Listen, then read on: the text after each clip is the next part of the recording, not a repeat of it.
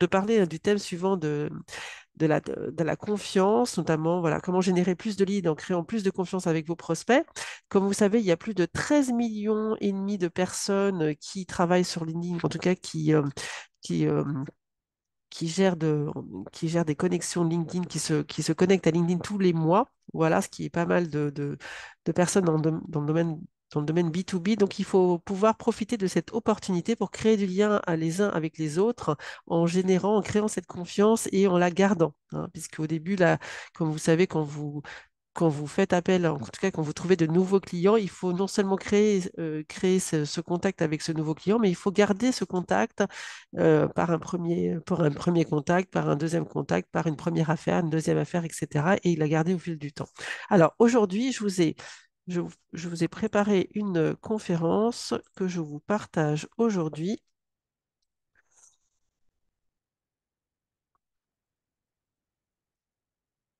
On va recommencer puisque je crois que c'est pas tout à fait ça. Non, c'est pas tout à fait ça. Je crois que je me suis trompée. Voilà. Bon, ça peut arriver de se tromper. Alors, il y a trois thèmes que je voudrais aborder aujourd'hui. C'est premièrement comment attiser, il faut effectivement attiser la curiosité de chacun en créant cette proximité avec votre public. Il faut également rendre accessible et compréhensible votre offre à chacun.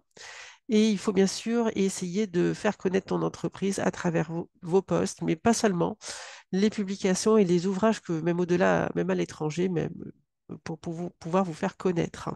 Là, je pense aussi à un chercheur qui m'avait sollicité pour la traduction de son livre sur l'intelligence artificielle, la traduction en américain. Voilà, donc il fallait effectivement des traducteurs qui soient de langue native américaine pour pour pouvoir se faire connaître, notamment aux États-Unis. Voilà.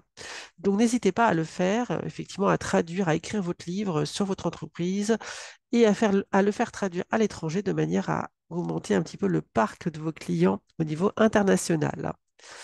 Et toi, comment tu crées la confiance? J'ai envie de te poser comment tu crées la confiance sur ce que tu écris tes pages de vente sur LinkedIn. Hein, je crois qu'il y a ça a suscité plusieurs séminaires sur le sujet.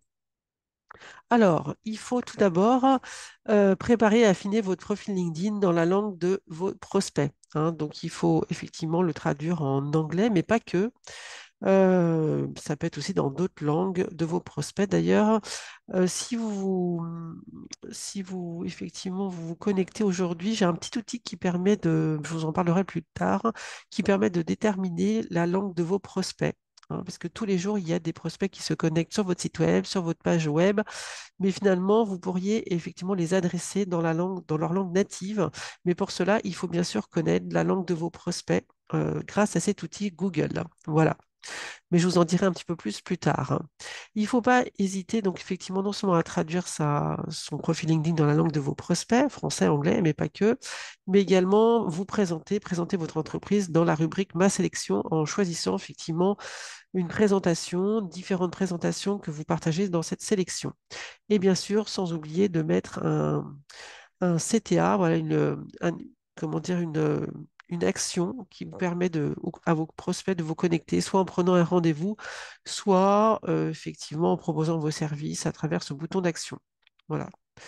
Donc, et bien sûr, et ne jamais oublier de se présenter à la fin de vos présentations en utilisant idéalement aussi l'intelligence artificielle qui permet de présenter agréablement votre entreprise ou vos services. Donc, ça peut être intéressant de le faire puisque l'intelligence artificielle permet aussi de gagner du temps. Donc, il faut pouvoir s'en servir à bon escient. Alors, moi, ce que je fais pour créer la confiance et pour gagner du temps aussi, c'est que je rédige et je planifie mes présentations sur LinkedIn. Voilà, je peux le faire, ça permet aussi de gagner du temps. Mais pas que, ça ne suffit pas, puisque l'automatisation est un outil, mais il faut pouvoir créer ce lien avec l'autre, notamment grâce à vos demandes de connexion, voilà, grâce à des messages privés, voilà, aussi en commentant les posts des autres et pouvoir pas réutiliser ce qui a été fait par d'autres pour pouvoir aussi mettre son commentaire de façon à se faire connaître auprès des autres. Il faut éviter les bravos vides de sens. Hein. Ça n'a aucun sens. Il faut pouvoir aussi mettre en lumière ses idées, ses propres idées personnelles, créer des sondages pour se faire connaître en évitant d'être neutre le moins possible. Voilà. Alors ensuite, Comment créer cette confiance avec d'autres? Ne pas hésiter aussi à former des pairs avec d'autres entrepreneurs de manière à générer cette confiance et être plus visible. Et bien sûr, en adoptant un positionnement différent des autres, tout ceci en n'oubliant pas votre page entreprise, de diffuser vos posts gras aussi, non seulement sur votre nom personnel, hein, qui est aussi générateur de marque et de confiance, mais aussi à travers votre page entreprise en relayant ce message fort et qui permet peut-être d'attirer des prospects sur vos tunnels de vente. Voilà. Montrez vos valeurs, différenciez-vous, écrivez l'histoire de votre entreprise, présentez vos équipes et présentez vos coulisses d'entreprise. Ça, c'est important. Il faut communiquer, soyez authentique dans votre communication, ce qui aussi permet ce lien avec les autres et de renforcer vos liens. Donc, je vous parlais tout à l'heure d'un petit outil LinkedIn qui permet effectivement de connaître vos marchés export cibles. N'hésitez pas à vous connecter, c'est un outil qui m'a surpris puisque pour la traduction, bah, j'ai découvert mes marchés cibles. Voilà, les marchés, ça peut être le marché américain, mais pas que, le marché indonésien, et j'en passe, et même en Turquie. Vous voyez, je ne m'imaginais pas que j'avais des marchés cachés, des marchés dans lesquels je pouvais créer cet océan bleu qui n'existe pas en France, peut-être. Qui existe en France, mais qui est un petit peu parfois saturé. Donc, créer des océans bleus, je ne sais pas si vous connaissez ce livre, les océans bleus, les océans rouges. Il y a des marchés qui sont saturés et d'autres qui offrent plus de perspectives. Donc, l'international peut aussi vous offrir un océan bleu que vous ne soupçonnez pas. Voilà, si vous m'envoyez un mail, je pourrais vous envoyer les références de ce livre, sur les océans bleus, les océans rouges. Voilà. euh, qui permet aussi d'ouvrir un petit peu le champ des possibles. Je vous recommanderais de traduire vos posts en anglais si vous adresserez à un public international, mais pas que, de vous adresser bien sûr dans la langue de vos marchés cibles, puisque 72% des internautes préfèrent lire un message dans leur propre langue, selon un sondage du Harvard Business, voilà, plutôt que de s'adresser dans la langue de Shakespeare, on va dire en français. Il faut mieux s'adresser dans la langue de vos internautes, hein, dans la langue native de vos internautes. C'est toute la subtilité.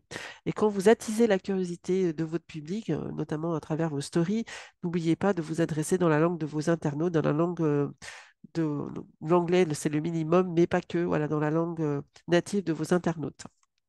Voilà. Donc, je vous recommande effectivement d'utiliser cet outil-là pour pouvoir connaître sur Google, qui peut permettre de connaître la langue de vos marchés cibles. Voilà. Alors, il faut bien sûr comment générer plus de leads. Vous pouvez aussi, comme je vous parlais tout à l'heure, effectivement, d'écrire un livre sur l'histoire de votre entreprise. Donc, il y a deux solutions. Soit l'auto-publication, donc effectivement en s'auto-publiant sur Amazon, et je vous ai mis le lien pour le faire, pour pouvoir créer cette publication et driver des leads jusqu'à votre site web, mais également l'édition de votre livre à l'étranger, en passant par des éditeurs classiques aussi permettent de le faire. Alors, je vous rappelle l'adresse internet, enfin l'adresse en tout cas physique de notre agence. Nous sommes situés à Sartrouville, au 84 rue Turgot, et mon adresse et mon téléphone est le 06 60 51 25 55. Nous sommes une agence de traduction, donc n'hésitez pas à me solliciter pour traduire vos posts, vos pages web, votre site web. Comme vous savez, si je peux tout à fait, j'ai un partenaire de confiance pour la traduction de votre site web en anglais, mais pas que, dans d'autres langues également. Je me rappelle, je fais régulièrement des traductions de sites web dans différentes langues, en anglais, en espagnol, voilà, en néerlandais, voilà, en italien. Et donc, n'hésitez pas à me solliciter pour avoir un devis. Je vous rappelle, mon adresse mail, c'est contact@esculapathenatraduction.com. Contact@esculapathenatraduction.com.